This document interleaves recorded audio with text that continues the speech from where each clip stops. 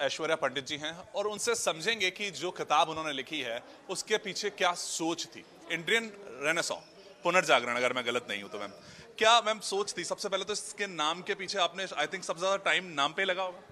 सबसे ज़्यादा टाइम नाम पे लगा, क्योंकि मैंने सोचा कौन सा टाइटल होगा जो जितना चेंजेस हुआ है और जितना आगे प्रगति हुई है उसको कैप्चर करेगा और उसको जस्टिस भी करेगा और एक रिवाइवल भी होगा, रीबर्थ भी होगा और हमारे सोचने का ढंग भी बदलेगा।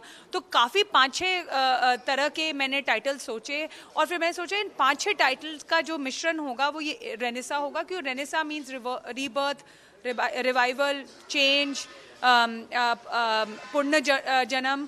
तो ये एक किताब इस आई थिंक टाइटल चूज करने में ही बहुत महत्वपूर्ण थी, क्योंकि टाइटल ही बहुत मुश्किल था। तो जिस तरीके से इसमें एक एवोल्यूशन मैं समझ सकता हूँ, तो किस एज वालों के लिए खास तौर पे आपको लगता है कि ये तो बहुत जरूरी है? क्योंकि लोगों के दिन होते हैं, लोगों के हफ्ते होते हैं, महीने होते हैं, लेकिन बहुत ही कम लोग ऐसे होते हैं जिनके साथ दशक या सदी होती है। तो ये इसीलिए ये चूज किया गया और जो एक स्वर्णिम काल के बीच में हमने अमृत काल शायद हम देख चुके हैं, वही उसकी छवि शायद कहीं। आई थिंक ये मैं चाहती हूँ कि ये सारे जो आने वाली जो हमारी जनरेशन है वो पढ़े।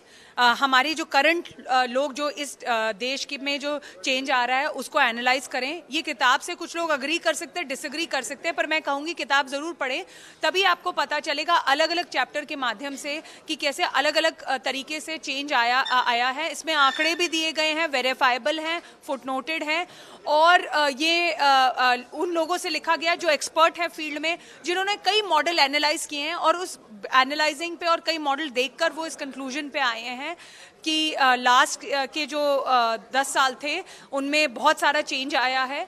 तो मैं कहूँगी कि मैं एक ऑथर और राइटर होने के नाते मैं जानती हूँ कि कुछ लोग बुक से सहमत रहते हैं और कुछ असहमत रहते हैं, पर मैं आपको कहूँगी एक बार आप पढ़िए ज़रूर, ताकि आप उस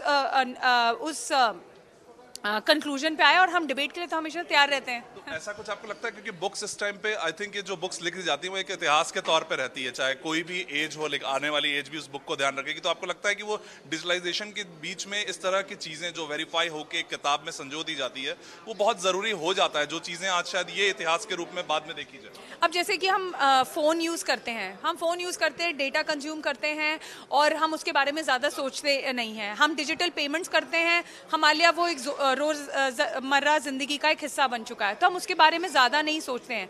पर जो आगे वाली जो जनरेशन्स आएंगी उनके लिए ये समझना ज़रूरी होगा कि ये डिजिटाइजेशन की नींव कब रखी गई। हर बात पे डिबेट होना चाहिए, पर जब तक लिखा नहीं जाएगा डिबेट ही नहीं शुरू होगा।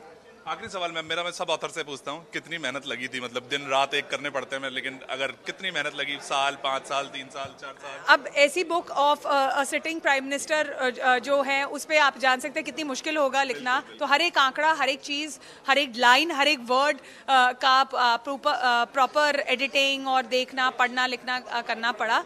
तो सभी और फिर कोऑर्डिनेट भी करना पड़ा, क्योंकि काफ़ी अंतर्राष्ट्रीय राइटर्स ने भी इसमें कंट्रीब्यूट किया है। वो बड़े बड़े प्रोफेसर हैं, उनके टाइम के पास ज़्यादा समय नहीं होता है, तो उस संदर्भ में इस बुक में काफ़ी ज़्यादा समय लगा। प्रिपरेशन और टाइम मैं दोनों लूँ तो साल तो लगा है, साल 1.5 साल।